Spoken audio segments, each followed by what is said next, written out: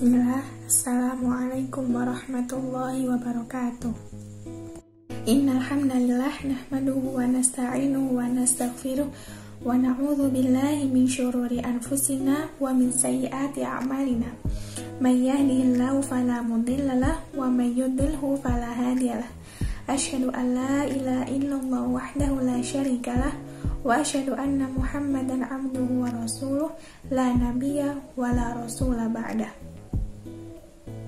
Pertama-tama, marilah kita panjatkan puji syukur kehadirat Allah Subhanahu wa Ta'ala yang telah melimpahkan rahmat dan hidayahnya kepada kita semua, sehingga alhamdulillah kita dapat melaksanakan kuliah walaupun dilakukan secara daring.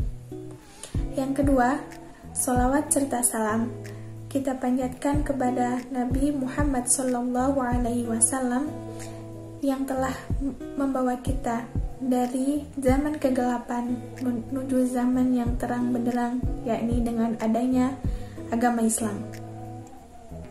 Langsung saja, saya di sini akan membawakan kultum yang berjudul zikir. Zikir adalah salah satu bentuk ibadah yang dapat kita kerjakan agar senantiasa mengingat Allah Subhanahu wa Ta'ala dengan cara menyebut dan memujinya. Zikir dapat kita lakukan di sela-sela waktu kesibukan kita. Memang zikir adalah mudah ketika diucapkan, namun akan berat ketika ditimbang amalan.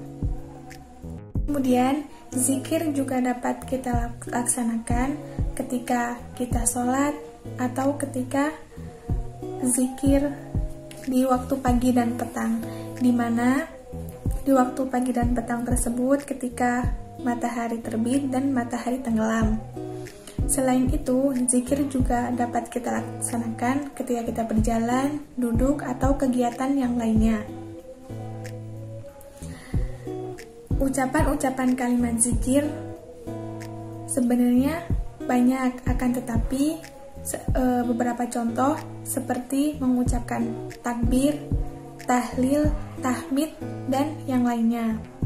Allah Subhanahu wa Ta'ala berfirman di dalam surat Al-Jumu'ah ayat 10 yang berbunyi wadhkurullaha katsiran la'allakum tuflihun, dan ingatlah Allah sebanyak-banyaknya agar kalian menjadi orang-orang yang beruntung.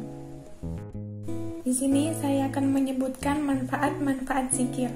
Yang pertama, zikir akan menyingkirkan rasa takut pada hati kita dan akan mendatangkan rasa tentram dalam hati. Yang kedua, zikir juga akan meringankan beban dan akan menghilangkan kesulitan. Kesulitan akan menjadi mudah ketika seseorang berzikir kepada Allah Subhanahu wa Ta'ala dengan menyebut nama dan sifat-sifatnya yang tinggi sesuai dengan syariat. Yang ketiga, zikir adalah pangkal syukur, di mana ketika seseorang tidak berzikir, maka dia tidak bersyukur. Karena zikir dan syukur adalah paduan kebahagiaan dan kejayaan. Allah Subhanahu wa Ta'ala berfirman, "Fadhkurullaha wadhkuruni adzkurkum." Allah Subhanahu wa Ta'ala berfirman, "Fadhkuruni adzkurkum washkuruli wala takfurun." Yang artinya, oleh karena itu, ingatlah kepadaku, maka aku akan mengingatmu, dan bersyukurlah kepadaku, dan janganlah kamu mengingkari nikmat-nikmatku. Quran Surat Al-Baqarah ayat 152. Yang keempat, terus-menerus berzikir merupakan tindakan agar kita tidak melalaikan mengingat Allah. Karena ketika kita lalai dalam mengingat Allah, akan adanya penderitaan bagi seorang hamba. Yang terakhir, zikir mendatangkan sholawat Allah dan para malaikat. Dan barang siapa yang Allah bersolawat dan para malaikat kepadanya, maka dia termasuk orang-orang yang beruntung.